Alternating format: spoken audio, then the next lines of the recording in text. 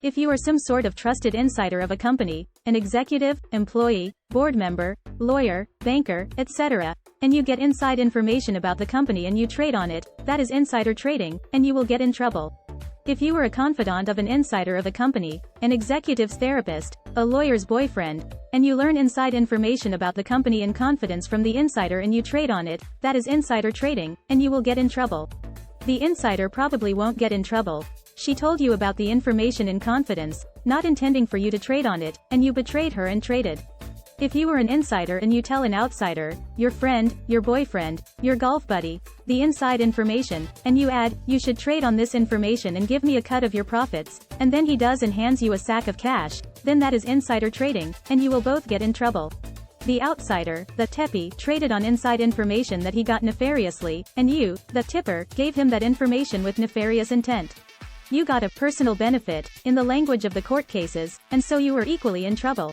If you were an insider and you discuss the inside information on a phone call on Metro North and the person in front of you overhears it and trades, that is probably not insider trading, and neither you nor she will get in trouble. You didn't get any personal benefit, or intend for her to trade, so you didn't do insider trading. And she didn't betray any confidence by trading on the information, she had no duty to anyone not to trade. So, probably fine, though you wouldn't necessarily want to try this at home. One more case, maybe. If you were an insider and you tell an outsider the inside information without any personal benefit to you, then, in some very abstract sense, you are not guilty of insider trading. It is possible, however, that there are no examples of this. It is possible that any time you tell anyone anything, you are angling to get some personal benefit for yourself. Why else would you tell them?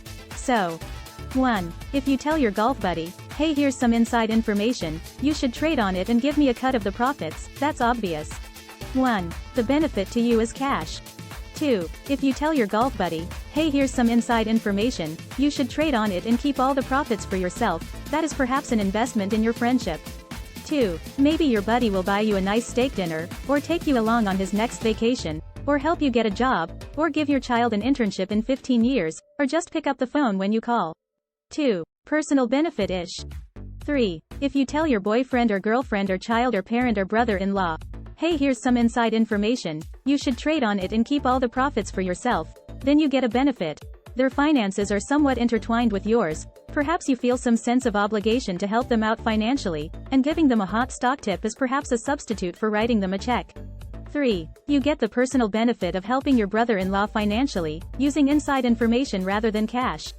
4. If you tell your doorman, hey, here's some inside information, you should trade on it and keep all the profits for yourself, then you arguably get a benefit. You probably would have tipped your doorman cash at Christmas, and giving him the inside information is to some extent a substitute for a cash tip, and so you have saved some money. 4. Or you have gotten better doorman service or whatever. This is a silly summary of a long and evolving body of law, but basically there was a time in recent memory when U.S. federal courts were somewhat strict about enforcing the personal benefit test and rejecting insider trading cases where the tipper did not get any benefit from the teppee, and that time is over. We talked in 2017 about an appeals court case ruling that any sort of gift of inside information satisfies the personal benefit test. The court specifically mentioned the doorman example. The doorman case is hypothetical, and I wrote at the time, it's odd that there are no doorman cases.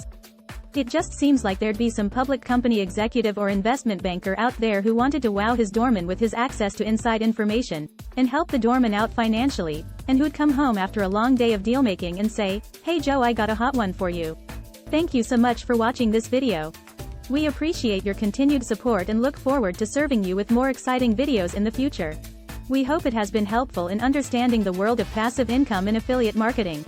Don't forget to hit that subscribe button, like and comment below, and turn on your notifications so you never miss a video from Passive Income Journey 777.